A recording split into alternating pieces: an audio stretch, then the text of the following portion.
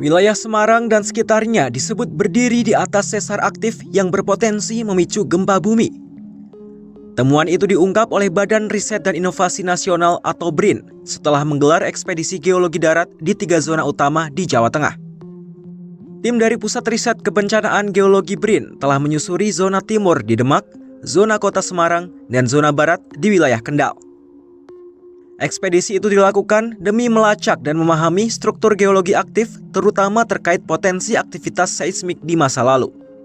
Periset bidang paleoseismologi BRIN, Sony Aribowo menyebut sesar di Semarang dipastikan ada dan aktif. Hal itu disimpulkan dari temuan batuan dan endapan yang menjadi indikator kuat adanya sesar aktif di wilayah itu.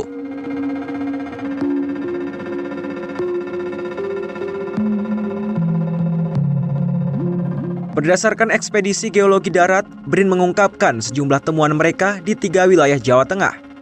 Di zona timur, yakni wilayah Demak, ditemukan gawir besar atau lereng curam setinggi 1 meter di atas endapan aluvial muda.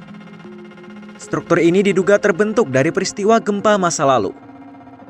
Di zona kota Semarang, tim ekspedisi juga menemukan struktur gawir yang mencapai 4 meter. Sedangkan di zona barat, Kendal, tim menjumpai jejak gawir sesar setinggi 0,5 hingga 3 meter.